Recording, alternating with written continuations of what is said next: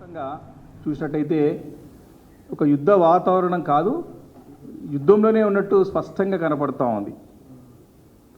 మీరు ఒక్కసారి చూసినట్టయితే పొద్దు నుండి సాయంత్రం ప్రతి ఒక్క పౌరుడు కూడా, దేశ పౌరుడు కూడా ఏం జరుగుతుందని ఎప్పటికప్పుడు కూడా కేంద్రం నుంచి వచ్చే సమాచారాన్ని చూస్తూ మరి ముందు పోతున్న సందర్భం ఇది.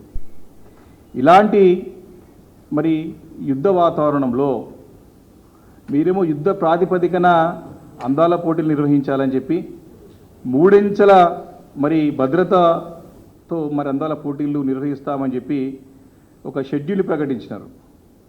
మరి నిన్ననే ఒక షెడ్యూల్ వచ్చింది. వారి యొక్క కార్యక్రమం అంతా కూడా ఒక షెడ్యూల్ ప్రకటించి షెడ్యూల్ ద్వారా మేము ముందుకు పోతామని చెప్పేసి మరి 10వ తారీఖు నుంచి కూడా గచ్చిబౌలి స్టేడియం నుంచి మరి స్టార్ట్ చేస్తామని చెప్పేసి మరి షెడ్యూల్ ప్రకటించడం జరిగింది. అంటే దేశమంతా కూడా ఒక ఉద్రిక్తమైన వాతావరణం. సరే, న్యాచురల్గా జరగాల్సినటువంటి ఏమిటి ఆపడం అవసరం లేదు, ఎమర్జెన్సీ సర్వీసెస్ కానివ్వండి, రొటీన్గా జరుగుతాయి. కానీ ఈ అందాల పోటీలు అనేటివి మాత్రం ఖచ్చితంగా మంచి వాతావరణంలో, ఒక ఆహ్లాదకరమైన వాతావరణం జరగాల్సినటువంటి అవసరం.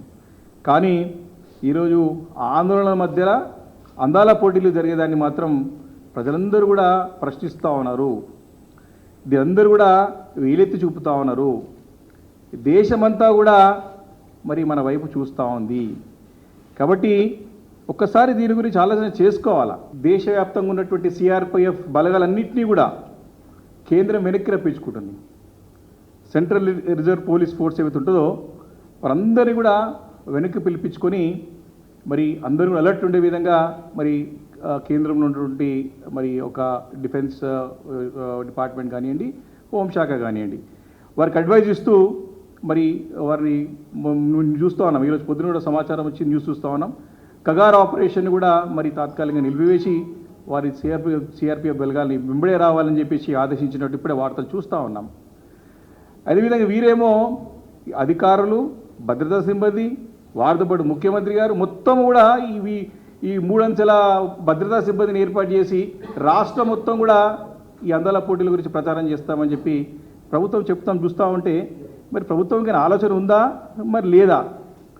భద్రత అవసరం ఉందని చెప్పేసి మరి అక్కడ పైనుండి అందరూ కూడా పిలిపించుకుంటూ ఉంటే, అందరూ కూడా అక్కడ రాపిస్తూ ఉంటే వీరేమో భద్రతను కల్పించి మరి మేము అక్కడికి అది అందాల పోటీల యొక్క ప్రచారం చేస్తాం, అందరినీ తీసుకొని తిప్పుతాం, దీని పెద్ద ఎత్తున ఒక పండుగ వాతావరణంలో చేస్తామని చెప్పడం మరి నిజంగా ప్రభుత్వం ఒక ఆలోచన విధానానికి దర్పణం పడుతుంది వారి యొక్క నిర్ణయాలను చెప్పిస్తుందని మనం చేస్తూ ఉన్నాం. ఈరోజు దేశమంతా కూడా మరి బ్లాక్అవుట్ ప్రకటిస్తూ ఉంటే, అన్ని నగరాలకు బ్లాక్అవుట్ ప్రకటిస్తూ ఉంటే ఈరోజు చూస్తూ ఉన్నాం. మరి గత 2 రోజుల నుంచి కూడా అనేక నగరాలు, నార్త్ అండ్ వెస్టర్న్ పార్ట్స్లో అనేక ప్రాంతాలు బ్లాక్అవుట్స్ ప్రకటించి మరి ప్రభుత్వ జాగ్రత్తలు చెప్తూ ఉంటే ఇక్కడ మన ముఖ్యమంత్రి గారేమో మరి అందాల వెలుగులు వర్జిమ్ముతా అంటున్నాడు.